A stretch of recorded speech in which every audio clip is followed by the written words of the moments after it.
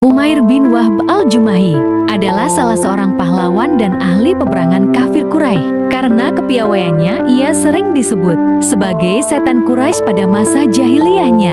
Pada Perang Badar, ia menjadi salah satu komandan pasukan dan sempat memperingatkan Abu Jahal, komandan pasukan tertinggi saat itu, untuk mundur saja. Tetapi sarannya diabaikan. Tetapi setelah kekalahan kaum kafir Quraisy di perang tersebut, jiwa kepahlawanan Umair seakan terusik. Karena itu ia sempat sesumbar untuk membunuh Rasulullah Shallallahu Alaihi Wasallam. Hanya karena keadaannya yang miskin, banyaknya hutang, dan kewajibannya menanggung kehidupan keluarga, membuatnya terhalang melaksanakan niatnya itu. Mendengar perkataan Umair tersebut, Syafwan bin Umayyah, yang ayahnya tewas di Perang Badar, yaitu Umayyah bin Khalaf, bekas tuan dari budak Bilal bin Rabah, melakukan pertemuan rahasia dengan Umair bin Wahb di suatu tempat sepi di dekat sebuah batu besar.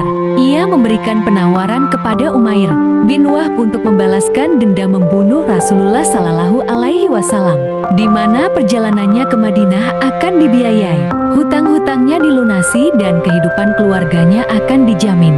Umair bin Wahb setuju dengan penawaran itu.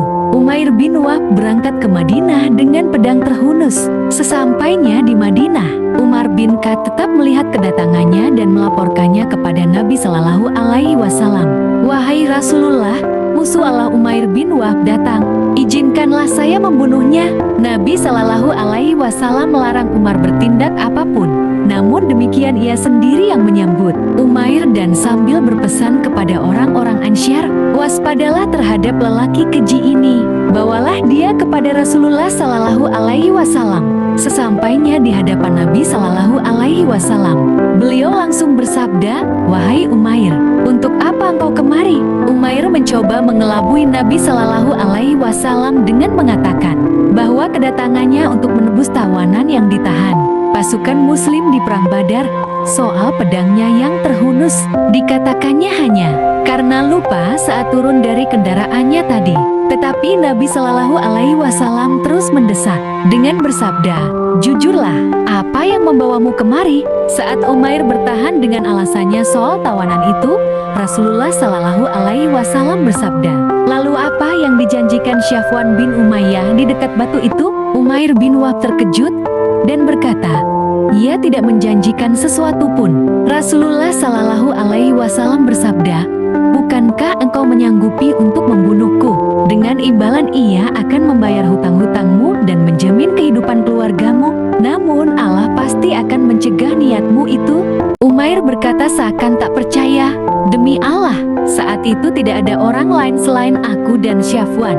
Sungguh benar apa yang kau katakan. Aku bersaksi bahwa tidak ada Tuhan selain Allah, dan bahwa Muhammad adalah hamba dan Rasul-Nya." Rasulullah Shallallahu Alaihi Wasallam sangat gembira dengan keislamannya tersebut dan berkata pada para sahabatnya, "Ajarilah saudaramu ini Al-Quran dan lepaskanlah tawanan yang ia inginkan." Sementara di Makkah, Syafwan bin Umayyah telah menggembar-gemborkan rencananya itu pada penduduk Makkah dan selalu menanyakan kepada orang-orang yang datang atau lewat dari Madinah. Tetapi ia jiti kecewa ketika kabar yang didengarnya bukan tentang terbunuhnya Rasulullah Shallallahu Alaihi Wasallam, tetapi justru masuk Islamnya Umair bin Wahb.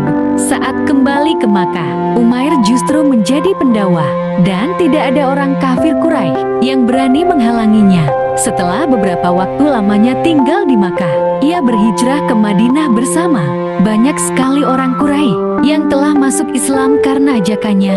Setelah peristiwa Fathul Makkah, Umair bin Wahb lah yang mengajak Syafwan bin Umayyah kembali ke Makkah setelah dia akan melarikan diri ke Yaman. Sedikit banyak, Umair merasa bahwa keislamannya tidak lepas dari peran sahabatnya itu. Walau saat itu dengan niat yang salah, ia ingin Syafwan merasakan kenikmatan di dalam Islam sebagaimana ia telah merasakannya. Dan akhirnya sahabatnya itu memeluk Islam setelah selesainya Perang Hunain.